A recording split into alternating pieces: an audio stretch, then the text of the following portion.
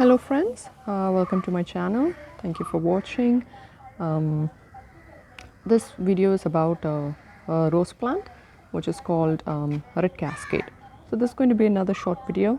So I'll be posting videos, a series of these short videos on different type of roses that I have, so you can familiarize with the names and the type and how to grow or care for them. So the one that you see, which I have here, is called Red Cascade. It is a miniature or mini flora kind of blooms, because the size of the flowers are really tiny, deep red in color, and the beauty about it is a creeper. It's a climber rose. It's a climbing creeper rose. So which is easy to grow, which is hardy and disease resistant. But of course, based on my experience, I'll share the issues that I faced, the problems that I had. So this plant is a little over a year with me. I did a lot of mistakes in growing it initially because I didn't know how to train a climbing rose. So I've already taken a video which I'll post separately about how to train them to climb, and how to get the stems right instead of growing it messy. So like I said, the name is Red Cascade and it's a climber rose. So if you find a nursery, sometimes it could be a large plant or sometimes it could be a short one. So if you're looking at a flower of this size and the leaves are really tiny like this, it has thorns all over. On all the stems you'll have thorns. Okay, so it is climber Red Cascade Rose. So now this is kind of grown big, and I've after learning a couple of months ago, I just did a lot of trimming and pruning and all that, so you might not really see a lot of stems on it, but I'll go around and show the plant. Because I have kept this plant on an elevated stand, I haven't planted on the ground directly, so I had to ensure that I don't have long stems. So if you see, there are a few main canes. There are around six of them, and then it is kind of the laterals I've tried to make out of the main stems.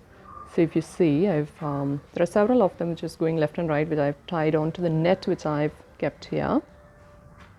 So that's where the blooms which I showed you, the bloom actually happens at the end of the stem.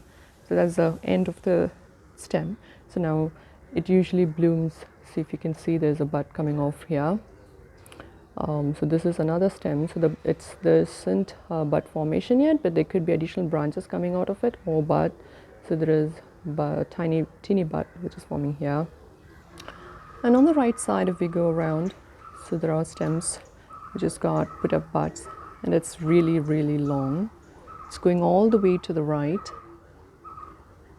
So if you could see those tiny red blooms at the end, so that is where the end of the two laterals which I had tied them up, and this is the main cane.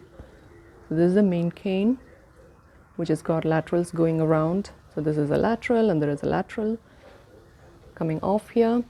So I've actually tied them on top of this net. You can try to do it on the wall, or you could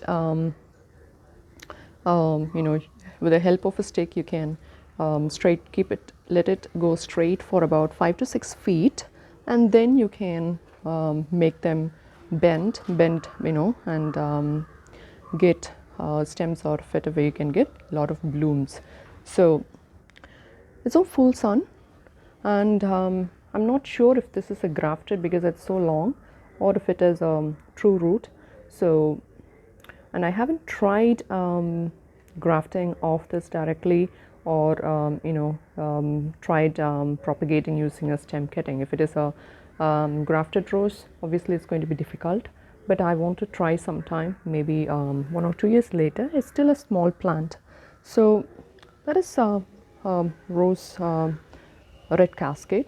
And manuring, is like any other rose, no other special care needed. It isn't, obviously it'll droop if it isn't watered enough. The regular insecticide and fertilizer spray which I do for this, for all the roses, so I do the same for this. So that is about manuring and fertilizing. The only problem which I seen it on this is mealybug, a little bit, not crowded, not a lot of them, but a little bit, based because I have vincas and morning glories around, so it could be because of that. But it really didn't get aphids on this. Mealybugs, little bit, which is very much noticeable, and then I just spray the neem oil. So easy to take care. It's just that you need to manage the climber, and you can enjoy the bloom. So hope this was helpful. We'll be meeting you on another short video about roses shortly. Thank you for watching. Happy gardening. Bye.